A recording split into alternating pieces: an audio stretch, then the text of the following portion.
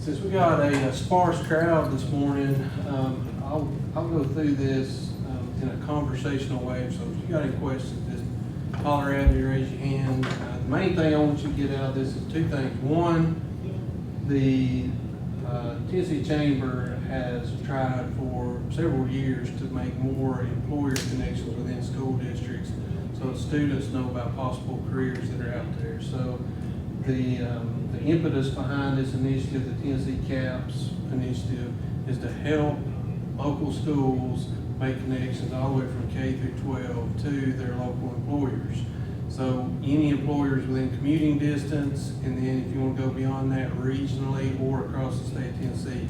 So everything we talk about today will be Tennessee specific, which is different from a lot of the career exploration programs and platforms that are out there. So that's the first thing. The second thing is I can't use the word free enough. This is a free resource to all Tennessee schools, whether it's a public school, charter school, private school. It's all Tennesseans have access to this platform thanks to Governor Bill Lee and the investment he made to make sure that K through 12 students could explore career paths either regionally or statewide. So those are the two things. There's nothing else you walk away with today. And again, I won't do as much of a formal presentation as I normally do. We're trying to make this conversational, and I would say we'll get out here definitely a few minutes early. So I'm glad I came up early. I didn't know we were on 15.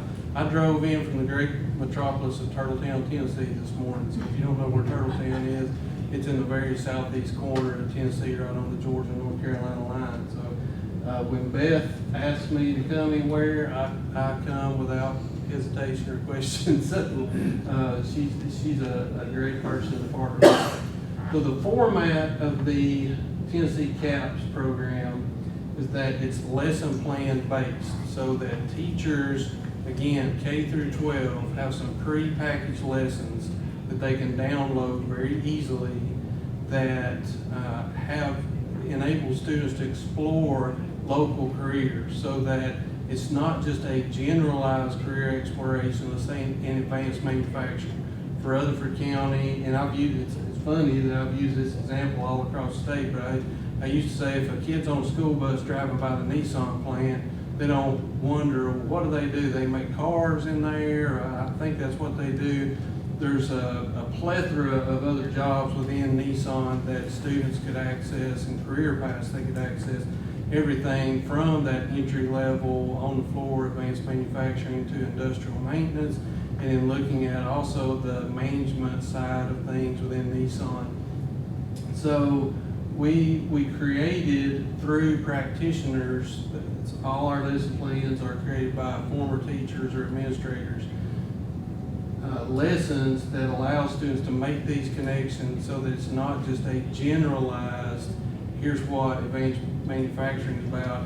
They can actually make that local connection within commuting distance of their school. So it's a lesson plan format. It's all the way K through 12.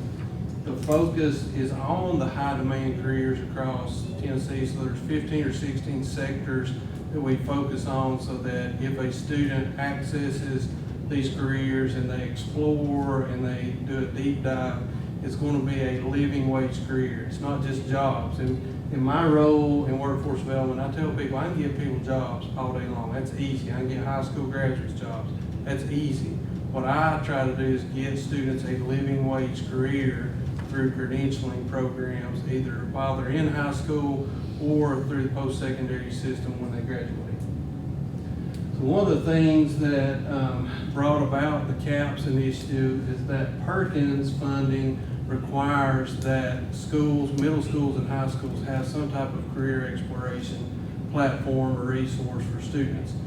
And as a former principal, I know, and I was actually a former elementary guidance counselor, there's not that many resources out there, especially K through 8, for students to do career exploration. And if it is out there, it's very generic. It might be something at the 50,000 foot level, where we want to bring it down to that eye level with the students to explore careers in their community so that they can learn about advanced manufacturing through the companies or health sciences or IT or whatever it might be. We want to look through that lens of local employers. So I'm not going to go through all these statistics, because if you're at this conference or this summit, you're probably familiar with the workforce needs we have already and the demand that employers have, especially at entry-level positions. But one of the things that we always talk about with the CAPS platform is that you can't be what you can't see. So students, they don't know about a lot of the careers that are out there if they're not exposed to it. So what we try to do is actually present them with those career paths that they can access within commuting distance of their school district. And especially for rural communities, this is important because many parents feel like the only way their child might be successful is they move out of the community, or they're going to have to obtain a post-secondary certification outside their community and go to work, and then won't be able to come back. So one of the main premise behind this project that we started a little over a year and a half ago is to show rural students that they can live in their community and show the jobs that are out there, the career paths that are out there that do lead to a living wage career. So one of the things that the Department of Labor Workforce, the statistics that they tout a lot is that 81% of jobs through 2024 will require an associate's degree or less. And I can say as a whole, especially in our urban areas in Tennessee, at least 70% of the jobs that pay a living wage. And if we just set the living wage at $35,000 a year, 70% or more of those jobs require some kind of training after high school. So as we talk about these CAPS lesson plans with students, we break it down into 3 areas. The K through 5 space is really about awareness. So if a student is on a bus and they're driving by a Nissan plant, they're just aware of the different jobs that are in Nissan. And then in middle school, it's more about exploration. So they might do a deeper dive, again, within Nissan, using that example of the different career paths that are here, not just the manufacturing jobs or manufacturing related jobs, but also the white collar jobs that are within Nissan. And then in high school, we really make it about obtainment. What kind of credentials do students need to access those jobs? So there's 3 things that we look for as far as stakeholders when we implement the initiative in a community. And in Rutherford County, we have CAPS was piloted here a year ago. Rutherford County Schools was one of our first pilot locations across the state. We tried to do a mix of districts across the state when we piloted. We had Kingsport, Hamilton County Schools, Cleveland City Schools, Rutherford County, Collierville, and Jackson-Madison. And so we got a good mix of urban, rural, and suburban in that pilot year. And we looked for 3 stakeholder groups. And so if this is something that, if you're at the outside of Rutherford County, or you just want to make sure you're leveraging this more, whether, and let me see who we got in there. We got school district, anybody with a school district? A school district, or companies? Okay, so if as a school district you want to get more involved in this, when we go into a community, we will first see if the district is interested in implementing these lessons in their K-12 system. If they are, we work with a local chamber, which we did here in Rutherford County, and present this opportunity to their member businesses to say, if you want the students in the school district to know more about your company, here's a really quick survey you can fill out. It's a profile survey. It's not a jobs board where you post jobs. It's really a profile of your company and the jobs that you want to highlight within your company. Some companies, and we got over 150 across the state that participate in this, some do 3 or 4 jobs and some just highlight 1 job. It's just really up to the employer what they want to do. And then after we get those surveys filled out, we then create lessons that are specific to those companies in the community, so that if a student, I keep using the Nissan example, if they're learning about advanced manufacturing, it's going to be either a Nissan-centric lesson plan or another manufacturer in Rutherford County. The thing that teachers like about this is that the lessons are pre-packaged. I mean, they're created by practitioners, so an educator has actually created these lesson plans. And within those lesson plans, the Tennessee standards are embedded, the academic standards. So you've got math, literacy, social studies, and science objectives or standards that are embedded in there as learning objectives within each lesson, so that a classroom teacher that in Rutherford County that might be using this as an activity in their class, they don't feel like they're pulling away from that tested content at the end of the year. So this really complements the academic core at each grade level. And if in a lot of schools we've got librarians that use the CAPS platform, we've got computer teachers, we've got guidance counselors for sure in elementary and middle school that use it. And so that we want to make sure that a teacher doesn't feel like this is something extra they're having to do, that it actually complements what's going on in their classroom. Every lesson has an age range that you can either search by or that you can know what relates within the lesson plan. It's self-paced so that you can do it as a whole group if you're a teacher, or you can do small groups or individuals that can work through these lesson plans on their own. And there's always in every single lesson some kind of hands-on activity or a critical thinking component within the lesson plan. There's always a local career connection, or at a minimum, a regional career connection that's something within commuting distance of the school district. The salary outlook and then those academic standards I mentioned are embedded in there. And this needs to be updated a little bit because we've got over 150 companies now. We've added on about 30 more companies just in the past month. And if we find a community like Rutherford County that wants to implement the CAPS program, I go in, meet with the district leaders, which I did, met with superintendent over a year, about 18 months ago actually, here in Rutherford County.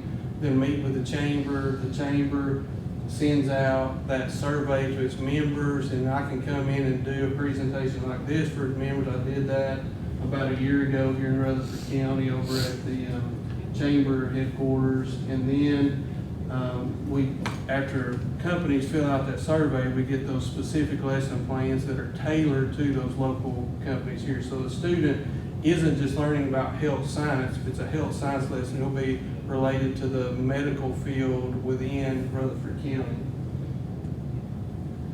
One of the things that teachers like about it is that the way it's broken down is that you can search by age range within a grade band for different lesson plans. You can search by industry, you can search by the local businesses, and then you can also, you see there's 15 or 16 of the top sectors or career paths within Tennessee that we make sure we highlight no matter what within the platform.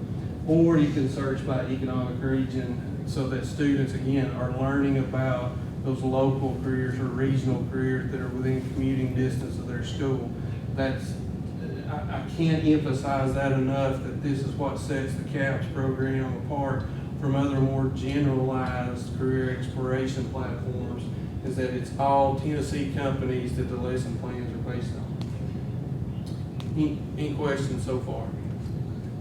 Good. So I'll tell you, a good teacher can read the room and know when you just need to keep rolling or don't want to hold people up. So this is what the website homepage looks like. Again, it's very simple, plain, easy to use. A buddy of mine, Joe T. Wood, out in West Tennessee, you say if a teacher can't get to it or an employer can't get to it within 3 clicks, they're not going to fool with it. And so that's really was in the back of our mind when we were designing this website in partnership with Thinking Media, the company that maintains it, is that we want to keep it very simple. So if you're a business and you click on that link, it'll take you to that survey, that company profile survey. If you're a chamber of commerce, it takes you to a page that you can access to send out that survey to other businesses that are members. And then if you're a school, you click on it and you select your school district, your specific school, and then the grades you want to display lesson plans for. So I can't overstate how easy it is for teachers to use this. This is one reason they love it, is because if they come into school one day and they got a migraine and they say, my gosh, I can't even function 4th period, I need something to engage students. They could literally print this off, and students can just take it and run with it. And it's still going to cover those academic standards that they need to cover while also letting them do the career exploration. Here's an example of a health science lesson. As you can see, there's a link to a media page so that if a teacher is doing it whole group or the students have access to tablets, laptops, or whatever it may be, they can click on media links. So every lesson, you don't have to do it, but it does have access to media to show videos that support the lesson plans. And there's always some kind of activity, a hands-on activity where they've got to do something. It's not just fill in the blank or multiple choice. They are pushed in their thinking, and there's varying levels within each lesson plan. So you might do a whole group lesson at the minimum level, but if you've got a group of students that within our RTI program that the state has set up in K-12 where you need extra material for students who really pushes their thinking, you've got lessons you can download in addition to these basic lessons that are for further learning for other students. So there's different levels within each lesson plan as well. And again, a teacher doesn't have to do any prep for this other than if there are some materials, very minimum, that they might have to have for an activity. They might have to scrounge that up, but by and large, it's just classroom materials, and we're trying to make it as easy as possible for teachers so that this doesn't seem like something extra they're doing. It's complementing what they're doing. Each lesson plan also, each company that signs up, we ask them to engage with their local school district in some way. So we provide a list of ways that they can engage with the school district, and when they fill out that company profile, they click on the boxes that they want, the different engagement opportunities. Now this was about 2 months pre-pandemic, so a lot of these things that we had pushed out there, and we did our big release in February of 2020, so right before everything shut down. And what's amazing, first of all, is that when everything shut down, we tweaked the website to make it more parent-friendly, because a lot of teachers had students do these activities at home. You remember that spring of 2020 when everybody went home and teachers really didn't know anything about virtual learning. Parents didn't know, oh my gosh, I've become a homeschool teacher all of a sudden. What am I going to do? Well, we made it easier for parents to download the lessons and do these activities at home. But on the business engagement side, we're very limited now on what you can actually do with the school district because of either the contact issues. You can't come in and be a guest speaker anymore. Some schools limit that. They've limited the field trips that students can do. So a new initiative that we have undertaken this past summer is to get short video clips of some of the high demand positions within companies that we can post on the website so that students don't have to necessarily do a field trip. It's like a virtual field trip. So if it's an industrial maintenance person at the Nissan plant, they talk to them about how did you get interested in this job, what kind of training did you have to have for this job, what's the thing you like best, what's the thing you don't like, what's a typical day look like. So they're like 2 to 3 minute videos that are not they're very I will say they're not professional, and we did that on purpose so that it doesn't seem like that if a company wants to upload one of those videos for us that they've got to do a whole production. We literally want them to just take a phone and interview some of the people within their company so that students can get a better idea of what a career path looks like in that job. So we really encourage companies to engage with the schools. And right before the pandemic, even though we only had about 2 or 3 months to launch this in 2020, we had a ton of companies going in, and actually the most challenging part for them wasn't going into schools, it was going into the elementary school, since it is a K-12 program. Most companies are used to going into high school for sure, and sometimes middle schools.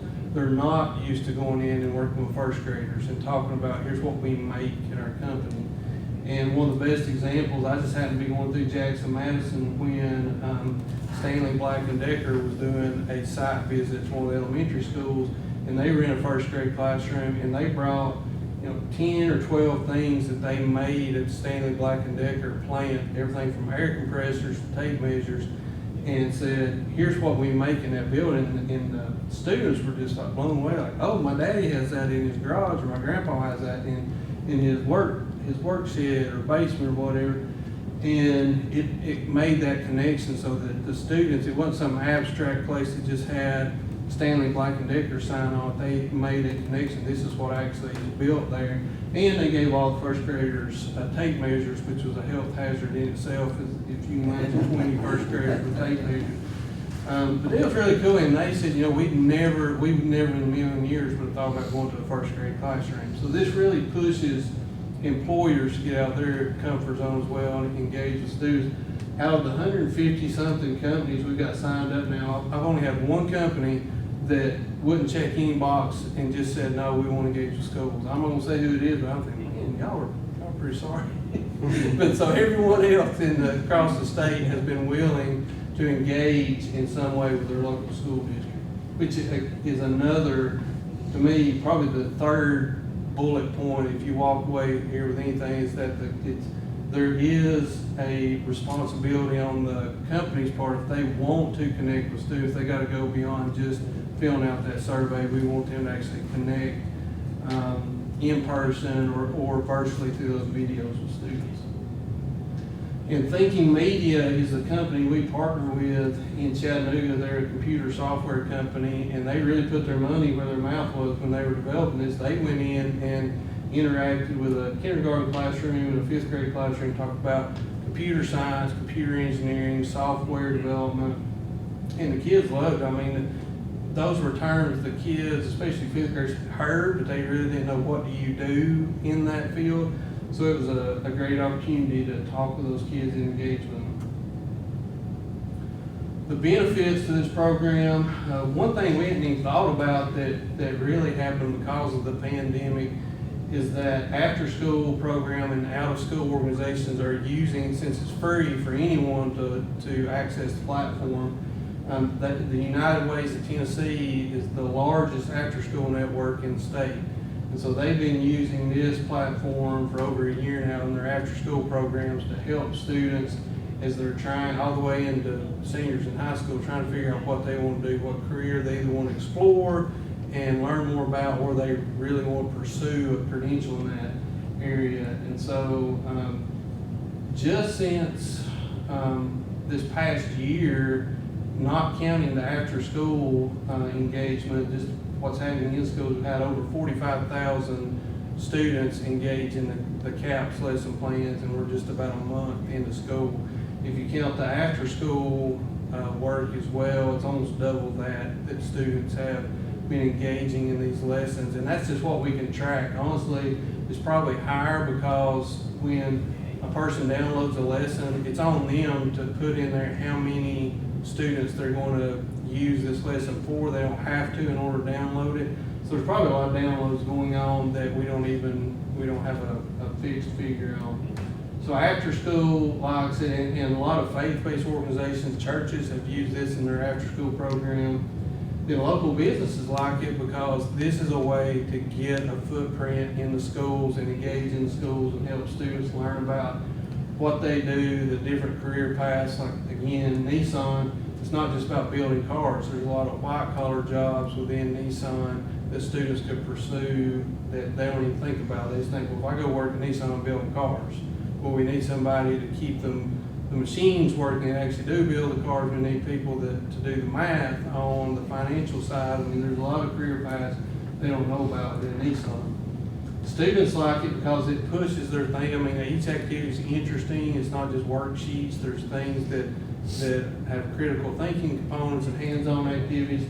And teachers or other educators that use it love it because it's just bam. You just download a lesson and print it out, or you can just put it up on the board, and there's no prep time whatsoever. And again, I remember as a teacher and principal, I didn't want something extra for my teachers to do that they felt like this was just something else we're piling on. It actually complements what's happening within their academic core that they're teaching. So there you go. I just flew through that thing in about 15 minutes. It's like a champion. But What questions y'all got, comments? Or? I'll say again, it's free. You don't even have to register. Anybody can go on the site and download the lesson plans. And that was one of the big benefits when we did hit the pandemic, is that parents could easily access it. Teachers would assign their class, like go in there and do the lesson on health science and what it means to be a nurse. And so in the valid health system, or go in and look at the IT. This is one I always talk about because people don't realize. You think of Blue Cross Blue Shield, you think, well, that's a bunch of people filing insurance claims. In that headquarters in Chattanooga that they're doing, they've got 2,000 people doing paperwork, putting insurance claims out, and that's actually the least number of employees they have. The number one employee group they have is IT. They've got over 1,200 IT specialists in cybersecurity and software development just in Chattanooga alone. And so students don't realize, if I like cybersecurity, I go work at Blue Cross Blue Shield. Yep, and you make $75,000 a year doing it. So those are the kind of connections we look to make with this for students, and not just generic career exploration. This is a great resource. Thanks for sharing. Yeah, no problem. Thank you, Governor Lee. He's funded it the past 2 years. But he's had a big push around career and technical jobs, and a lot of these jobs they do fall under the CTE umbrella, but ultimately, the whole scope of 15 or 16 of the high demand career paths in Tennessee are represented here with Tennessee companies. And we've got companies in every economic region. It's weird how our state does it. If you're looking at the economic regions for ECOD, then there's 9 regions. If you look at the Tennessee Department of Ed, there's 8 regions. So we decided to go with the 8 regions across the state, and there's multiple companies in all the regions that students can access. If you got any questions, or you want me to come give the same presentation to whatever group that is interested, you can just email, if you go to tencaps.com, there's a place you can contact us, and it'll get to me, and I'm happy to do this presentation again. I can do it virtually, I can do it in person, whatever makes sense or would help y'all out.